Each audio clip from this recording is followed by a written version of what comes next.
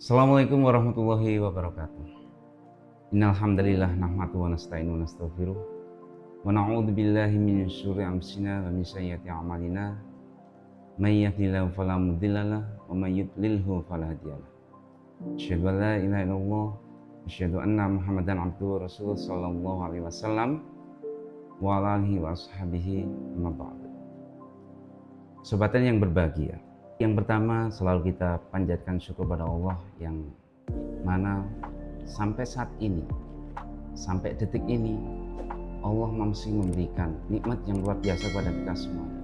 Nikmat sehat, nikmat waras, longgar, nikmat hidayah, dan tidak lupa Allah masih memberikan, masih mempertemukan kita bisa berjumpa dengan bulan Ramadan, masih bisa kita lakukan, masih bisa kita kerjakan, bisa kita lalui bulan Ramadan ini, dan kita berharap semuanya sampai nanti Ramadan selesai Allah memberikan aman, selamat, dan barokah.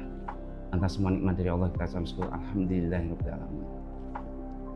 Yang kedua kalinya, tidak lupa juga kita selalu bersyukur pada perantara agama junjungan kita Nabi Muhammad SAW, diteruskan oleh para sahabat, para tabi'in, para tabi'in, sampai kepada kita semuanya, atas perjuangannya, atas semua amal solehnya, jerih payahnya, mempertaruhkan nyawanya, mempertaruhkan hartanya, waktunya, keluarganya. Tidak lupa juga kita syukur alhamdulillah jazahumullah khairah. Dan kepada sobat tren yang berbahagia yang dimuliakan oleh Allah, tidak lupa juga yang telah bersedia mendengarkan sedikit kultum dari saya. Semuanya kami syukuri, alhamdulillah jazakumullah khairah. Mudah-mudahan Allah selalu memberi manfaat dan barokah. Sobat tren yang berbahagia, 5 amalan di bulan Ramadan yang harus kita sukseskan. Yang pertama, supaya sukses puasanya. Yang kedua, sukses sholat tarawihnya. Yang ketiga, sukses tadarus Al-Qur'annya. Yang keempat, sukses Lailatul Qadarnya. Dan yang kelima, yang terakhir, sukses zakat fitrahnya. Dan di poin ini saya akan menekankan terkait sukses zakat fitrah, karena ini Ibnu Umar radhiyallahu anhu qala farada Rasulullah sallallahu alaihi wasallam zakat al-fitri sa'an min tamrin aw sa'an min sya'irin alal abdi wal hur wad dzakari wal untha was sagri wal kabiri minal muslimin wa amara biha an tu'adda qabla khurujin nas ila shalah rawahu Bukhari.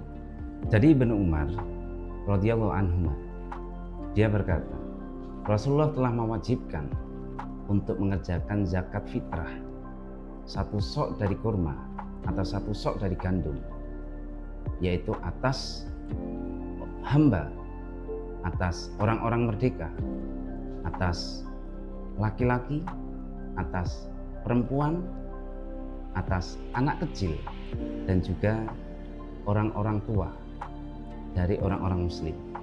Semuanya diwajibkan, semuanya mengerjakan tanpa pandang bulu, entah itu orang punya, entah itu orang tidak punya. Allah mewajibkan semuanya bagi setiap orang Islam. Lalu Rasulullah juga memerintahkan bahwa zakat fitrah itu supaya didatangkan sebelum manusia mengerjakan sholat itu. Maka dari itu, dari dasar dalil ini, berdasarkan dalil ini bisa kita simpulkan bahwa zakat fitrah itu hukumnya wajib tanpa terkecuali. Lalu bagaimana untuk orang-orang yang untuk makan aja susah Pak, untuk makan aja kesulitan, apakah juga harus mengeluarkan zakat? Iya, tanpa terkecuali sama sekali. Bahkan tadi disebutkan, bahkan seorang budak pun juga diwajibkan untuk mengerjakan zakat. Lalu bagaimana caranya? Ya, disinilah kita dituntut sebagai manusia. Peran hablum minan nas, hubungan kita sebagai manusia, sesama orang Islam, sesama orang iman, untuk saling membantu. Barangkali ada saudara kita, tetangga kita yang di situ mungkin dia kekurangan, atau mungkin saat itu untuk membayar zakat aja kesusahan, sulit ya. Sulit untuk membayar zakat, untuk makan aja susah, apalagi untuk membayar zakat. Nah ini, kalau kita sebagai orang yang tahu, kalau kita sebagai saudara seiman, saudara Islam yang tahu kondisi ada saudara kita yang memang benar-benar membutuhkan, ya ayo kita bantu. Ya, kita pinjami dulu. Berapa sih? Ya, berapa? Tidak banyak, insya Allah. Kita bantu satu keluarga, ya. Kalau misalkan satu keluarga ada 4 orang, berarti ya 4 sok.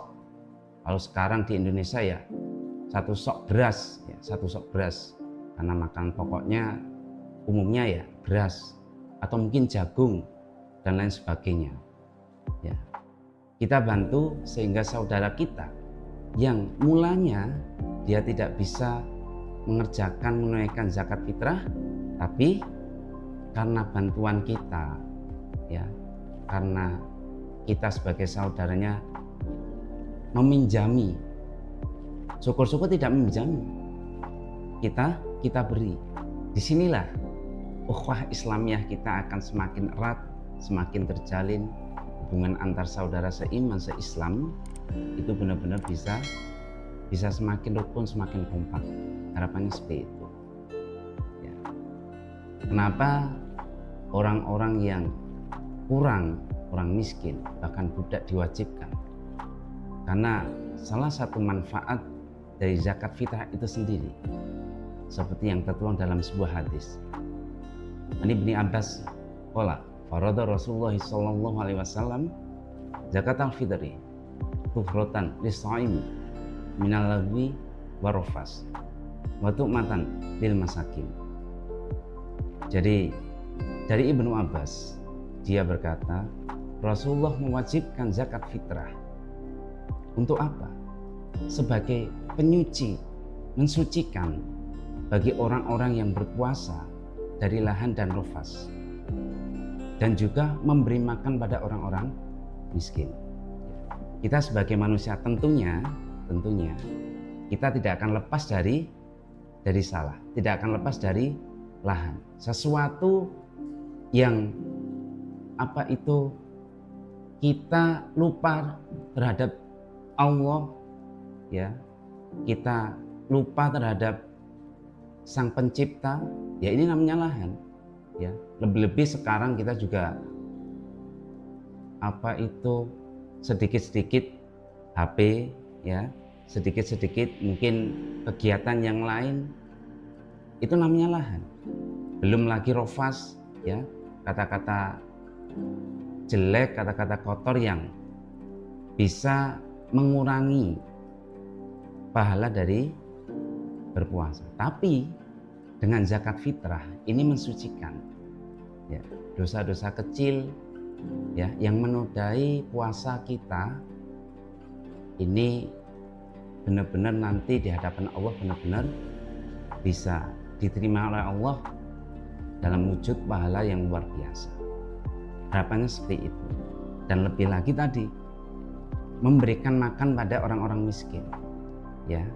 Kalau misalkan orang miskin atau budak tidak diwajibkan, dia tidak akan mendapatkan kefadolan itu tadi, ya kan? Ya Pak ya. Iya, tidak akan mendapatkan kefadolan diampuni dari lahan, ya, disucikan dari lahan, disucikan dari rofas. Inilah tujuan zakat fitrah. Ya. Adapun nanti setelah selesai, ya, zakat fitrah sudah oleh amil sudah dihitung, kemudian dibagikan. Nah, orang-orang yang berhak menerima zakat akan diberi lebih, ya, diberi lebih. Dan tadi yang mungkin dipinjami bisa dikembalikan lagi dari situ, tetapi dia tetap bisa menunaikan ibadah zakatnya. Luar biasa. Sobatan yang berbahagia, mudah-mudahan kita oleh Allah nanti diqadar bisa menyelesaikan ibadah puasa sampai benar-benar 1 bulan full tanpa ada kendala, semuanya diberikan kelancaran, dan kita juga bisa menutupnya dengan menunaikan ibadah zakat, menunaikan zakat fitrah. Alhamdulillah jazakumullahu khairan. Mudah-mudahan Allah memberi manfaat dan barokah. Akhir qouli hadza. Wassalamualaikum warahmatullahi wabarakatuh.